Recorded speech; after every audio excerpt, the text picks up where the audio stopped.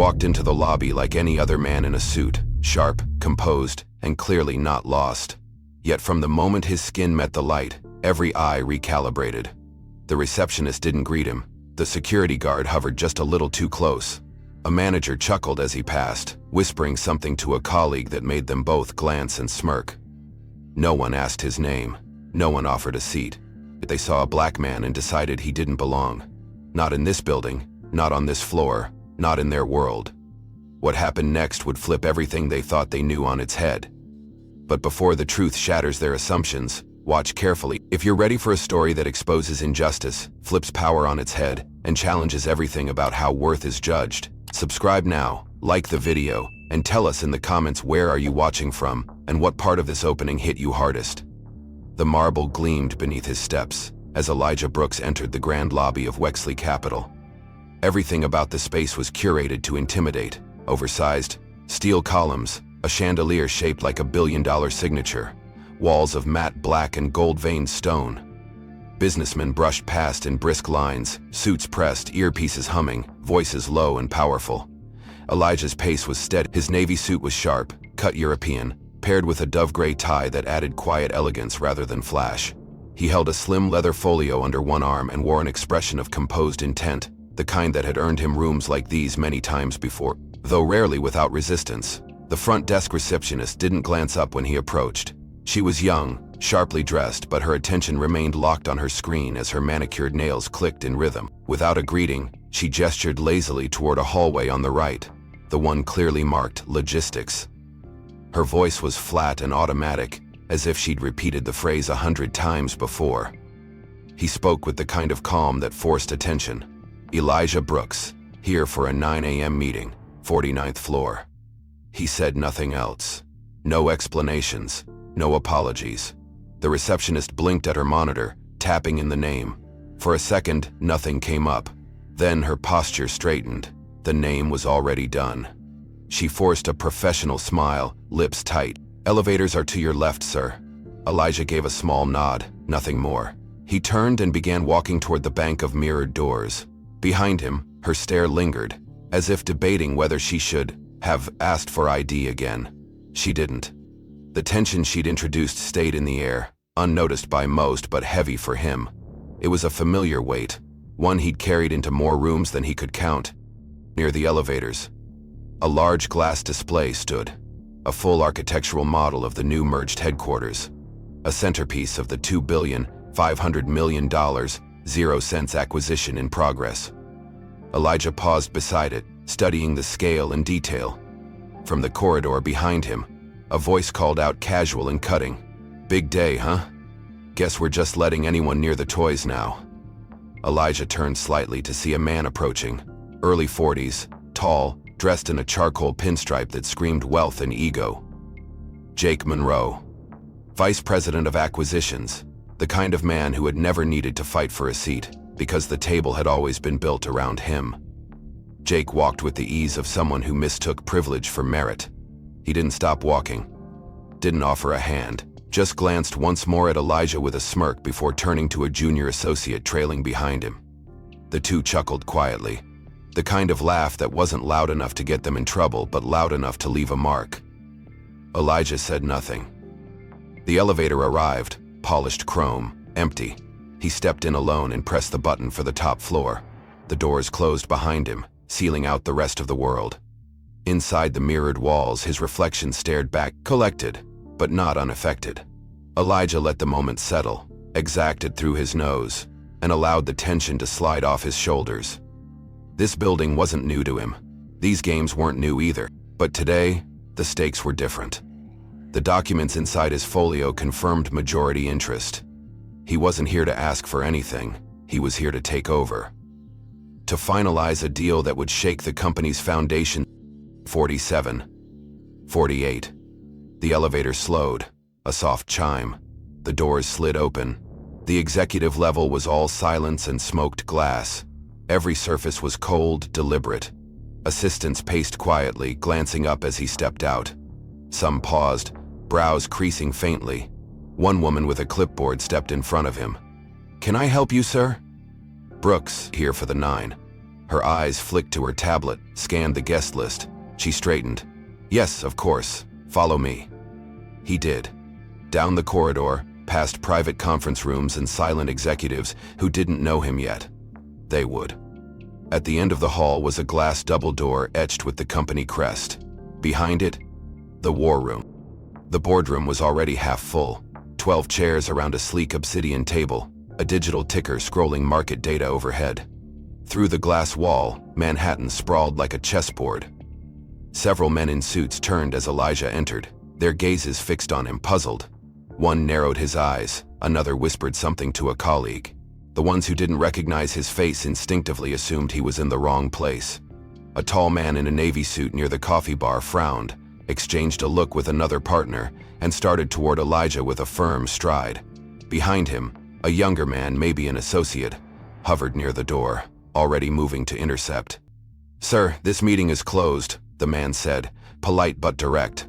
Elijah gave him a nod, calm and neutral, and responded, "I'm expected." The partner didn't flinch. Still, he asked, "Expected by who?" Elijah didn't answer. Instead, he turned and walked toward the table, every step echoing louder now in the silence. One man at the far end of the room, the only black executive seated, leaned back and narrowed his eyes. Recognition flashed, then something else. Amusement. Everyone else remained frozen in their discomfort. No one offered a seat. Elijah stopped beside the head chair, the one traditionally reserved for the lead negotiator or chairperson. The portfolio still under his arm, he placed it neatly on the table without sitting. The man who had followed him in now stood beside him, unsure whether to call security or continue the confrontation in front of the team.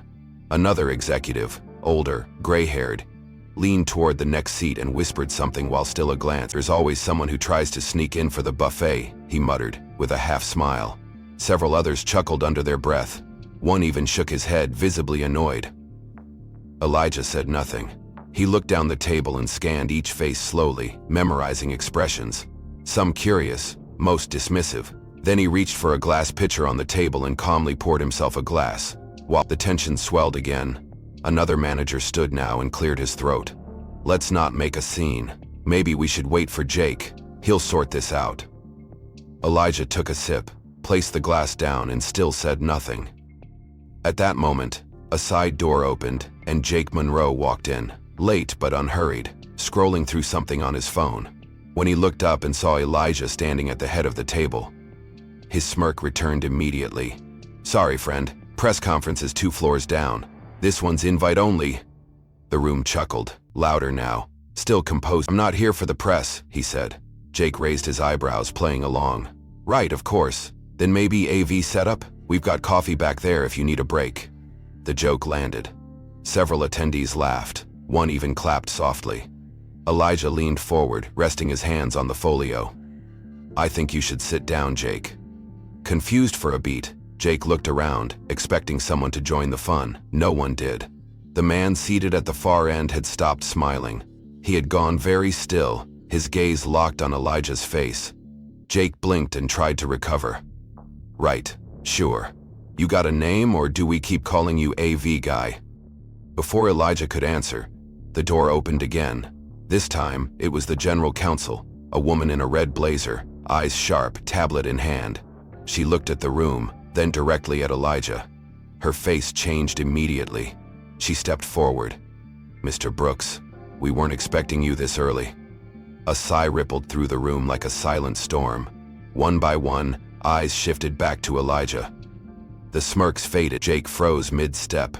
The woman turned to the room. "Everyone, if I could have your attention.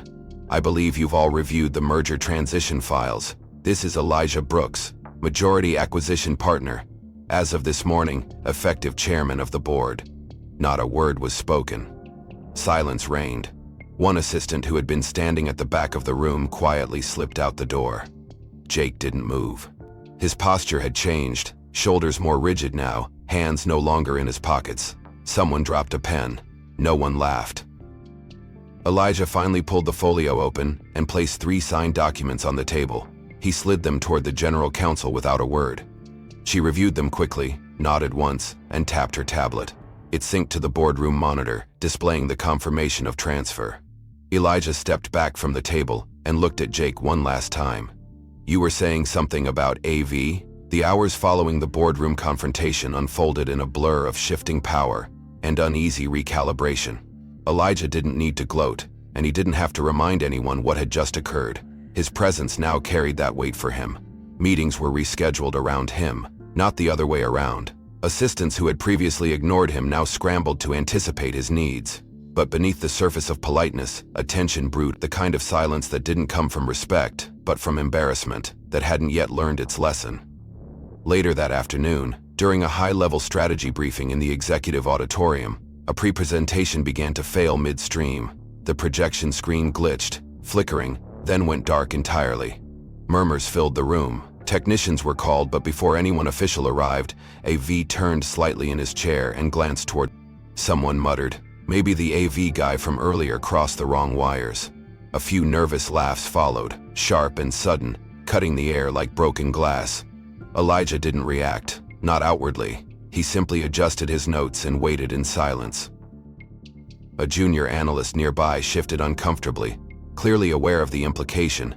One of the consultants stood awkwardly, as if to intervene, but said nothing. Eventually, the real IT lead arrived and resolved the issue in under a minute. There had been a corrupted adapter, no additional due with any manual interference. Still, the comment lingered. No one addressed it into the quiet shuffle of documents and the sound of coffee being poured. Elijah's silence wasn't passive, it was calculated. He had seen this before. When confronted by the idea that power might look different than expected, some people doubled down on subtle sabotage. They wouldn't challenge him openly. Instead, they'd minimize him in whispers, diminish his presence in passing jabs, wrap racism in layers of plausible deniability. He filed it away. He had no interest in confrontation now, because soon they wouldn't be able to look away from what he represented. Soon, they would learn that silence did not mean weakness. After the meeting, Elijah moved through the cafeteria on the 42nd floor, a space with glass walls and curated lighting, where partners gathered over craft espresso and hand-rolled sushi. He took a tray, placed a single plate of grilled salmon, and moved toward the grilled machine. The man behind the counter, wearing the same uniform as always, gave him a quick look, then turned away. A moment passed. Elijah waited. The man walked over to the next customer, a younger white associate, offering a smile and a greeting, asking for their order. Elijah remained patient. A second passed, then another. He stepped forward slightly. The man's posture shifted, uneasy now. "Sorry, sir, this area's for internal staff and partners only," he said, gesturing toward the far end of the caf. Elijah raised an eyebrow. His ID badge had been clearly visible the entire time, clipped to his jacket pocket, black with gold lettering, the kind reserved only for senior executives and acquisition personnel. He remained composed, replied calmly, "I'm internal, and I'm also your employer." The man's face drained of color. A stammered apology followed. The manager of the cafe, a woman in her 50s with quick eyes and stiff posture, appeared almost instantly, whispering something urgently to the man before turning to Elijah with a forced smile. "So sorry for the confusion, Mr. Brooks. We weren't properly updated." Elijah accepted the apology with a nod, but said nothing more. He took his coffee and moved to a corner seat near the window, overlooking. His presence altered the air in the room. Conversations softened. Several employees whispered across their tables. Some avoided eye contact entirely. Others glanced often, hoping to assess the damage. Elijah didn't care. He'd already learned that power made people uncomfortable when it came in forms they hadn't anticipated. And discomfort to him was not a liability. It was leverage. Every moment like this reminded him why he was here. Not just to lead, but to expose what had been allowed to fester in the corners of culture no one wanted to admit still existed. Later, in a debrief with his transition team, Elijah mentioned none of what had happened. Not the technical comment, not the cafe incident. He focused instead on operational redundancies, legal bottlenecks, and outdated vendor contracts. His tone was analytical, efficient, but those close to him, his eyes, counsel sofa contracts. The moments of disrespect were not overlooked. They were noted. Not every battle had to be fought with fire. Some required silence and structure. That night, long after the building emptied, Elijah remained in the conference room reviewing legacy files. He stared at a spreadsheet of executive retention contracts and red-lined agreements with fine print clauses protecting years of silent privilege. He highlighted a clause, then leaned back. Outside the window, the city pulsed in twilight. Somewhere below, someone still thought he didn't belong here. He smiled to himself, quietly. That was fine. They wouldn't think that for long. The conference table was lined with project folders and meeting packets, all printed with his name now at the top of the letterhead. As he settled in, he pulled out his laptop and prepared to connect to the secure network, same as he'd done yesterday and the day before. But this time, an error. No access. The network blocked him, even with the correct credentials. He called down to IT, calmly requesting support. Within minutes, a technician appeared, mid-30s, confident, polite on the surface. After reviewing the issue, the technician offered a brief explanation. "Sir, I'm sorry, but new accounts must be authorized by internal HR. Until then, we can't grant wireless access to third-party visitors." Elijah blinked once, slowly. "My account isn't new.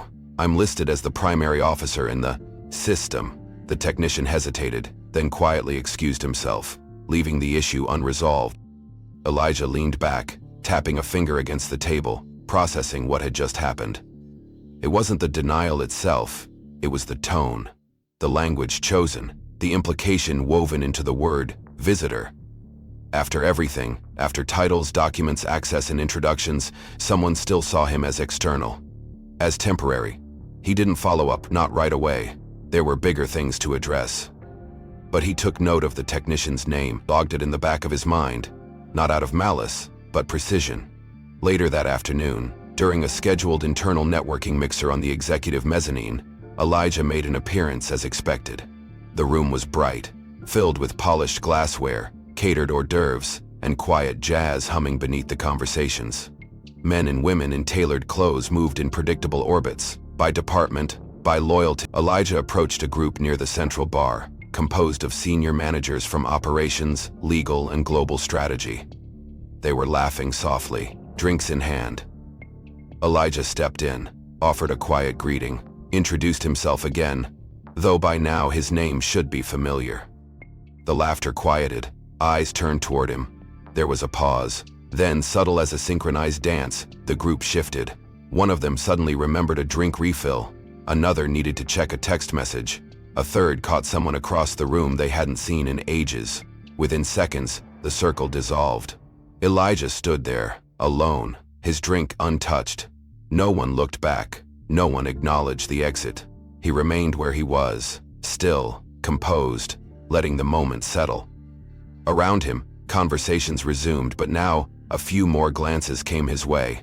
Not hostile, just uneasy, as if they weren't sure how to fit him into the shape of their world. He was too powerful to ignore, but too unfamiliar to include. Elijah remained for another 15 minutes, made small talk with a junior HR analyst who seemed sincere, then left quiet. No announcement, no fanfare. Back in his office, he resumed working, and again his Wi-Fi was still down. By evening, Elijah walked the quiet corridor alone. Most had gone home. The custodial staff moved quietly through the side halls, polite but brief. He returned to the conference room, flipped open a legal pad and reviewed the day's contract revisions. His phone buzzed. It was his advisor checking in from DC, asking how the integration was going. Elijah replied, "On schedule. Resistance is quieter today, but it still breathes." The reply came fast. "Hold steady. Storms expose structures." He locked his phone, returned to the papers. The silence was thick, but he welcomed it. Solitude had never been the enemy. It had always been the proving ground. The next morning, a company-wide sized memo was issued under Elijah's name, reinforcing the new organizational structure and digital security policies. Within it, a clause outlined mandatory tech access alignment for all senior executives. It was direct, unarguable. IT complied within an hour. His devices synced instantly. Meetings started on time, presentations ran as scheduled, but beneath the surface, something passive-aggressive had taken root. The executive floor had grown quieter when Elijah entered a room, conversations shrinking just slightly before resuming in hushed tones, In the elevator that morning, Elijah stood near the back as Jake Monroe stepped in with two of his usual companions from corporate finance. The atmosphere turned tense, though Jake acted unfazed, leaning casually against the rail. One of the men whispered something under his breath. Jake chuckled, turned slightly and said just loud enough for them to hear, "Seems like anyone can wear a suit now. Next thing you know, building security's leading M&A."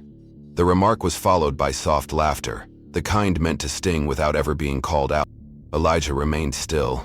His gaze didn't shift, but his silence carried a weight that outlasted the ride. When the elevator stopped, the others filed out quickly, avoiding eye contact. Elijah followed at his own pace, stopping briefly near the reception of the executive lounge, where a new hire from operations greeted him with more sincerity than most. She offered a nervous smile, clearly aware of the tension that trailed behind him. Elijah nodded, offered a quiet good mornings, and continued on. Inside the main strategy hall, preparations were underway for the quarterly earnings call, rehearsal. Screens lit up with graphs, bullet point summaries, and forward-looking statements. As Elijah took his seat, another wave of hushed conversation passed through the room. This time, it came from the CFO himself, Dennis Rourke, a man whose confidence always walked a fine line with arrogance. Standing beside a data projection screen, Dennis adjusted his cufflinks and leaned toward a nearby intern. His voice wasn't loud, but he made no effort to hide it. "I'll put $1,000 on it. He doesn't even know what EBITDA stands for," he said, smirking. A few chuckles followed, none of them hearty. They weren't laughing because it was clever. They laughed because Dennis was powerful, and it was safer to laugh than to object. Elijah didn't move. He tapped once on the table with his pen and turned to the screen. A moment later, he stood and walked to the front of the room, picking up the laser pointer left idle near the podium. Without preface, he began speaking precisely, fluidly, breaking down the financial data on the slides with surgical clarity. He not only defined EBITDA, he deconstructed it, linked it to strategic cash flow, walked through margin compression scenarios, and even restructured a proposed tax offset model. When he finished, there was a pause. The room didn't applaud, but no one laughed either. Dennis had gone pale. Elijah handed the pointer back and returned to his seat without acknowledging the prior comment. The silence afterward felt heavier than any insult. The tension carried into the hallway. A few employees lingered longer near water coolers or printer stations, whispering about what they'd seen. Not about the insult, but about the response. It wasn't just that Elijah knew what he was talking about. It was that he had delivered it without anger, without ego. It was precision. That unsettled them more than if he'd thrown a chair. Because they couldn't dismiss him as emotional. They couldn't call it a meltdown. He had outperformed them, and done so quietly. That made him dangerous. Back in his office, Elijah reviewed a list of pending personnel audits. His advisor had recommended a top-down analysis of departmental redundancies. Elijah had agreed, but added his own layer, cultural accountability. He knew systems didn't just fail because of inefficiency. They failed because of rot, and rot usually wore a smile. Later that evening, Elijah was invited to a finance roundtable, an informal dinner, hosted at the top floor lounge, surrounded by city views and curated wines. He attended, not because he needed to, but because his presence would force the room to look at itself. Throughout the evening, he was civil, engaged, even humorous. But he didn't forget. He spoke with authority, challenged projections, and corrected a partner's flawed valuation method mid-sentence, although authority. It came now in dismissal, the kind that wrapped itself in polite condescension. During a midweek strategic planning session, where directors from regional markets had gathered to chart expansion metrics, Elijah took a seat beside the main display screen, reviewing notes quietly. When the floor was open for input, he raised a hand, offered a brief but precise model of a restructuring path that would increase operational margins in Southeast Asia by 12%. He backed it with data. He cited precedent. He even cross-referenced supply chain variances across 2 fiscal years. When he finished, there was silence. Then someone laughed. Just one, at first. Then another joined. Then more. No one objected to the laughter. They didn't laugh because it was funny. They laughed because that was easier than accepting that Elijah knew more than they did. It was the sound of defense mechanisms failing. One director chuckled and said, "That's bold," in the tone of someone describing a cupped hand. Another remained calm. He sat back, tapped his pen once against the table, and said no more. The presenter returned to the front, glossing over Elijah's contribution entirely. The agenda moved on. No one circled back. No one asked questions. It was as if the moment hadn't happened. After the meeting, as attendees trickled out of the room, Elijah stayed behind, collecting his notes. A senior assistant entered briskly, glanced at the whiteboard covered in half-erased "facilities should be by now," she said without pause. "Can you reset the board for the next group?" For a second, no one spoke.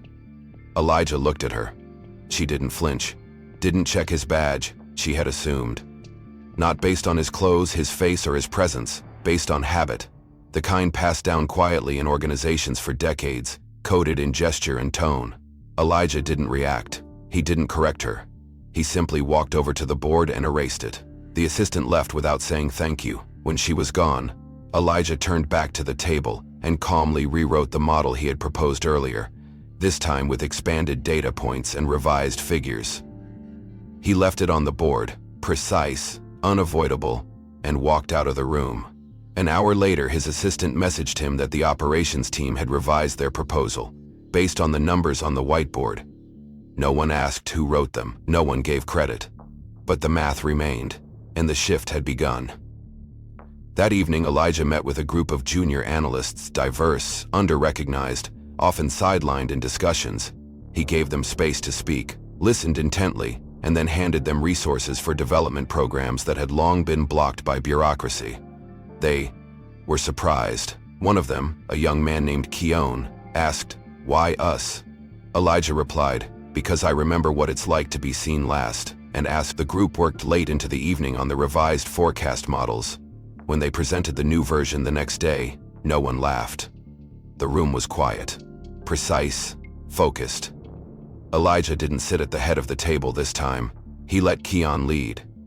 And he watched as the room began to bend, not of fear, but out of necessity. There was no longer room to pretend incompetence where excellence now lived. Outside that room, however, the pattern of erasure continued. One manager forwarded Elijah's analysis under his own name in a cross-regional email. A department head took credit for implementing an efficiency tactic Elijah had outlined 2 days prior. The corporate machine was fighting its last war, not with confrontation, but with silence and theft. Elijah didn't call them out. He didn't send reply, he simply tracked the pattern. Names, dates, file versions. Proof. His office had already begun developing a culture audit initiative, one that would use metadata, timestamps, and cross-team attribution logs to detect uncredited labor across the system. When deployed, it wouldn't cause confrontation, it would cause exposure. And exposure, unlike retaliation, didn't provoke war. It provoked change. That morning's board-wide executive review promised to be routine. Quarterly summaries, asset consolidation, a Q&A with the CEO, whose absence in previous sessions had fueled further speculation. Elijah arrived 10 minutes early, as always, took his seat at the end of the long oval table, and placed his folio in front of him. Around him, department heads shuffled paperwork, greeted each other, and avoided eye contact with him. Dennis Rourke, red-faced as always, kept glancing toward the door, clearly waiting for a familiar presence to reclaim control of the space. One whispered, "Today he'll be back, then things can go back to normal." But that assumption wouldn't survive the hour. When the door finally opened, all conversation stopped. The CEO entered, flanked by 2 aides, smiling the way someone does when they know they've returned to a room ready for answers. But before he greeted anyone else, before a single chair shifted, he walked directly to Elijah. With one arm extended, he pulled him into an embrace. Not performative, not political. It was respectful. "Familiar. Ding. This man," he said clearly, voice echoing against the conference walls, "just engineered the largest acquisition in our firm's history. We now work for the people he represents." There was no applause, no cheer, just stunned silence. Elijah didn't gloat. He stepped back, thanked the CEO, and then reached into his inner pocket. From it, he retrieved a matte black ID card, simple and elegant. On it was printed a single title in bold serif font: Chairman of the Board, Dominion Holdings. Below it, the legal insignia of the merged entity. He placed it on the table, where everyone could see. For several seconds, no one moved. A few jaws clenched. One man looked down at his tablet, rereading an email as if hoping it would rewrite itself. A woman from Investor Relations glanced across the room and whispered, "We've been calling him a consultant." Another executive shook his head, face unreadable. Jake Monroe, seated near the far window, didn't speak. He didn't blink. His fingers curled slightly against the table, but his posture remained still. The CEO sat beside Elijah and began the meeting by reading from a prepared statement, one that outlined the full transfer of voting rights, the new leadership structure, and a transition timeline with Elijah's name woven through each tier. The rest of the table followed suit, nodding when required, scribbling notes. Their control was no longer absolute. For the first time, they understood Elijah not as a disruption, but as a decision already made. The meeting continued. Reports were shared, charts were presented, and Elijah's presence was no longer peripheral, it was central. Questions now passed through him. His analysis was sought. His silence drew eyes, not by force but by fact. At one point, Dennis tried to regain ground with a high jungle projection, hoping to redirect the room's focus. Elijah waited for him to finish, then asked a single question that exposed a flaw in the model. A brief silence followed, then a reintegration was issued. No one laughed. No one smiled.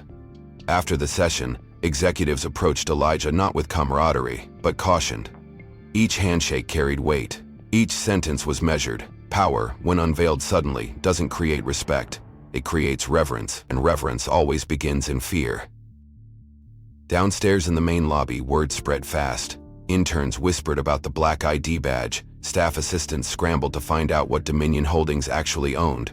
Some recognized the name from Bloomberg headlines. Others checked LinkedIn profiles. The receptionist who once redirected Elijah toward the service hallway stood behind her desk in stunned reflection. She had offered no apology. None was asked for. But the weight of assumption now sat in her chest like cold iron. In the break rooms and private chats, the story spread in fragments. "He's the one. He owns it now. We laughed at him." No one said it aloud, but the lesson hung in the air like a warning flare. Be careful who you underestimate, because sometimes the person you try to step over is the one who decides whether the floor stays beneath you. Upstairs, Elijah returned to his office and closed the door. He looked out across the city skyline and exhaled slowly. The moment had landed. The reveal was done. There was no more guessing, no more whispers. They knew now. Not just who he was, but what he was capable of. Power wasn't just in the title or the badge or the seat at the table. It was in surviving the dismissal and still showing up. It was then, laughed at it with shy shown. Elijah called for an unscheduled executive session 2 days later.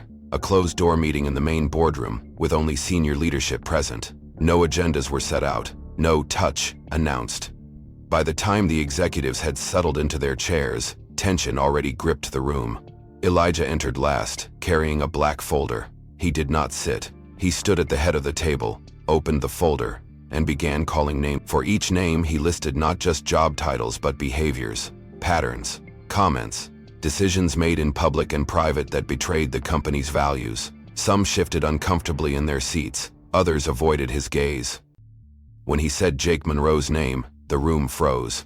Elijah spoke plainly, without bitterness or spectacle. He stated that Jake's employment had been officially terminated as of 10:00 a.m. that morning, per the clause under Section 5.4 of the acquisition contract, citing gross misconduct and repeated breaches of professional integrity. The documents were already signed, countersigned, and filed. Jake, seated mid-row in his usual tailored arrogance, didn't move. For a moment, he didn't breathe. Around him, no one dared speak. Elijah turned to Jake and simply said, "Your legacy here ends today. The new structure doesn't make room for what you stood for." Then he closed the folder. Jake stood slowly, jaw clenched, and walked out without a word. The sound of his footsteps leaving echoed across polished tile. No one followed. No one protested. The silence he left behind said everything. Elijah remained standing. He then announced the restructuring plan, not in numbers, not in percentages, but in values. He spoke of dignity, of accountability, of creating a culture where hierarchy did not shield cruelty. He spoke of merit rising without fear, "We're rebuilding this place," he said, not from spreadsheets but from the ground of human decency. The words weren't dramatic. They were clear. Executives who once ruled by power, plays now listened like students. Every corner of the room carried the memory of laughter, mockery, and dismissal. Now, that same space held only consequence. Elijah distributed a second folder, filled with compliance metrics and equity audits. He gave every department 30 days to self-report internal culture gaps or face external review. He wasn't threatening, he was inevitable. The shift reverberated beyond the room. Departments once governed by fear found their rhythms disrupted. Managers known for silence in the face of bias were now asked to explain that silence. Elijah didn't micromanage these changes, he let structure do the work. Let policy become the mirror, and people began to notice. 1 week later, a quiet apology arrived at Elijah's desk, handwritten unsigned. A week after that, an assistant who once ignored his presence now stood when he entered the room. Respect was no longer optional. It had become the baseline, and those who refused to evolve slowly drifted out. Some by resignation, others by redundancy. Elijah replaced them not with friends, but with professionals. People with records of impact, not titles bought by comfort. He chose people who had once been overlooked, and he gave them the power to make change real. By month's end, the company's internal morale metrics had shifted upward. Not dramatically, but genuinely. Whispers that once mocked Elijah's presence now marveled at his patience. Where some expected revenge, he delivered standards. Where they expected speeches, he offered systems. But the final blow came not in a firing or a press release. It came when Elijah addressed the entire company in a live-streamed internal broadcast, standing in front of the company seal with both sleeves rolled and no teleprompter in sight. He spoke not as a man seeking applause, but as someone who had endured the worst of an institution and still believed in its potential. If we want to lead in market, he said, we have to lead in character. If we want to scale revenue, we need to scale respect. We don't fix culture by hiding behind titles. We fix it by remembering what people feel long after the meeting ends. That day, employees didn't applaud because they were told to. They applauded because they knew the man speaking hadn't asked for power. He had earned it. And more than that, he had chosen not to use it the way it had been used against him. Elijah didn't stay for celebration. Complaints once ignored were now reopened, cross-checked, and tied to names that had grown comfortable behind closed-door alliances. The legal department issued quiet notices of administrative leave to multiple managers. Some were escorted out discreetly, others left on their own accord, unwilling to face the scrutiny they knew was coming. Elijah never announced these actions publicly. He let silence speak louder than statements, but the building noticed. Entire floors shifted. The people who once moved like they owned the air now walked like guests in a house they no longer recognized. The board, sensing the shift in momentum, called for an independent internal audit. Not a formality, an actual investigation. Third-party consultants arrived with neutral badges and sharpened questions. They reviewed hiring patterns, promotion history, complaint records, and exit interview data. The findings weren't surprising to those who had never been forced to look beyond their own reflections. Disparity charts, discriminatory language in email trails, and a pattern of retaliation against whistleblowers emerged, like stains under ultraviolet light. Elijah didn't need revenge. He had receipts, and in an era where public image was currency, those receipts were more powerful than retribution. When a journalist leaked news of the audit, the story grew teeth, then a national one.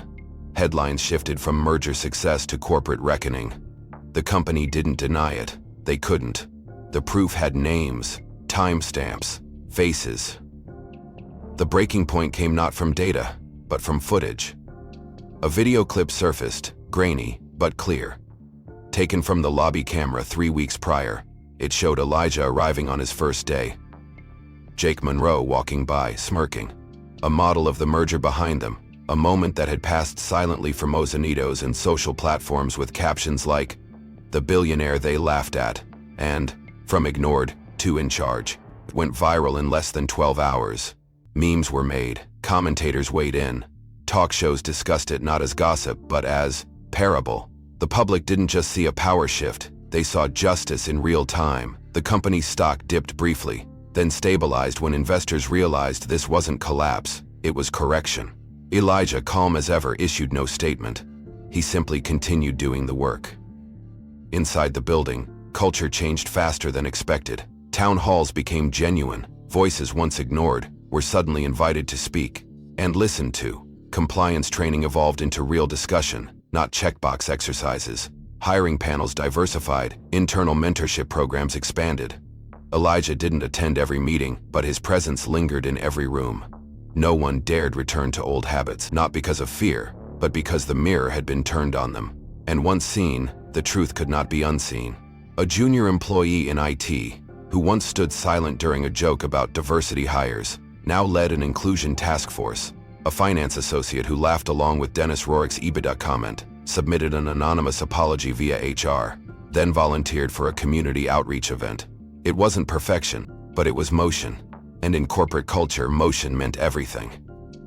For those who resisted, there was no grand confrontation, just diminishing influence. Invitations stopped arriving. Decisions moved forward without them. Their power evaporated not in scandal but in irrelevance. Elijah's strategy had been simple: replace the environment and behavior would reveal itself. In the weeks that followed, the boardroom looked different. So did the hallway conversations. People no longer joked about who didn't belong. They asked who was still missing. Progress came not from a policy, but from a person. And when that person refused to play the revenge game, they had no choice but to evolve or be left behind. One former executive, now removed from duty, was interviewed anonymously for a podcast. He said, "We thought we were the storm. Turns out we were the debris." The quote made its way onto posters in break rooms. Elijah watched this unfold without seeking attention.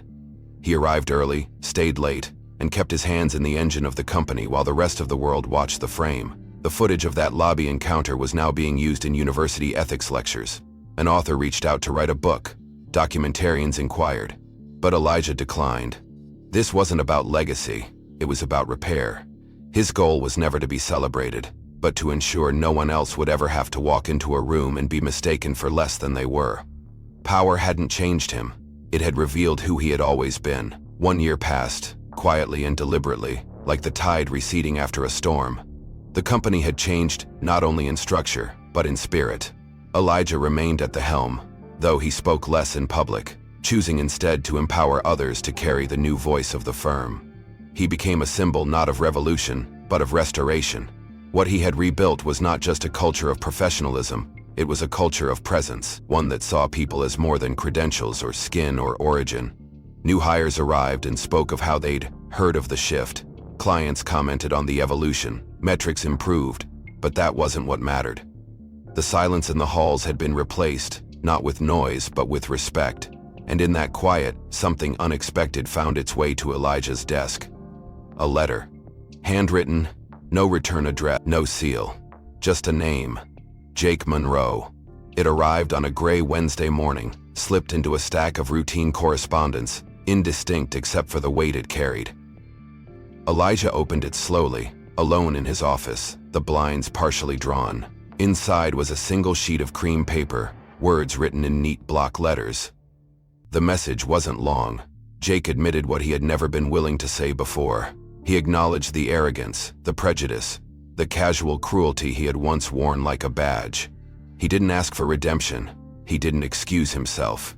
Instead, he wrote of what he had seen after he left, the headlines, the footage, the reality, how he had watched his son replay the viral video and ask, why did they treat him that way? Jake wrote that for the first time, he didn't have an answer he could say out loud. He wrote that he now worked with a community nonprofit dedicated to equity education, that he didn't expect forgiveness, that he only hoped Elijah would know the mirror had done its job. And he was no longer looking away. Elijah read the letter once, then again. He didn't smile immediately. He sat with it, letting each word breathe in the stillness of his office. Then he folded the letter carefully and placed it inside a drawer, alongside other documents of consequence. When his assistant entered with the day's briefing, she noticed the shift in his expression. "Something good?" she asked.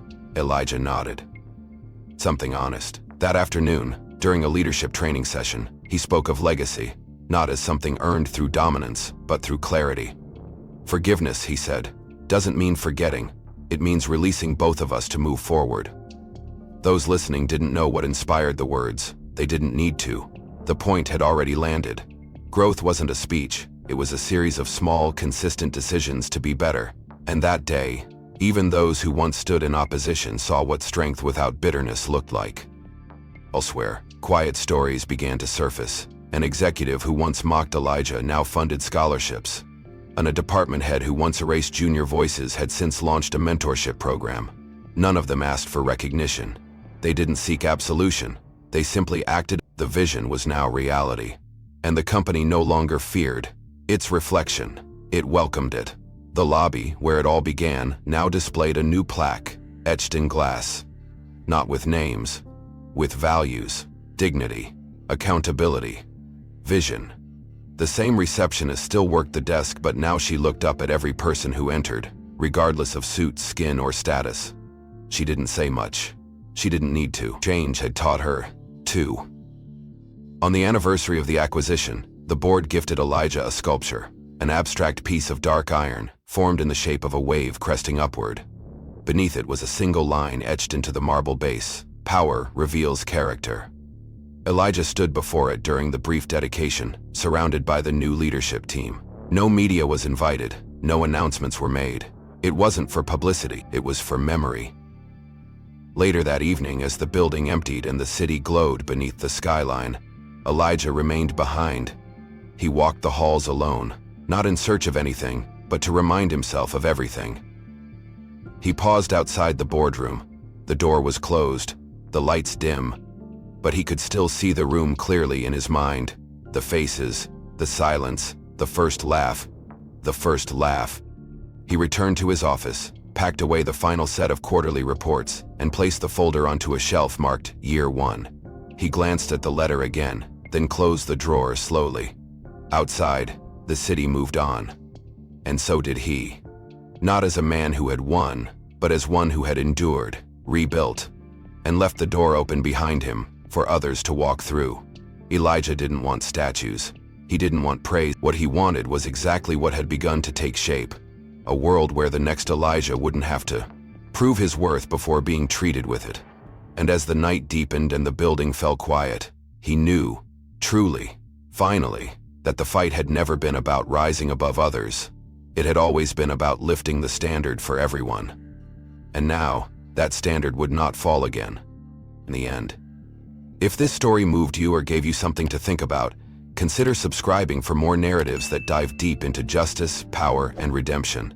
We'd love to hear your thoughts. What part of Elijah's journey impacted you the most? Did any moment catch you by surprise? Also, tell us where in the world you're watching from in the comments below. Your voice matters here.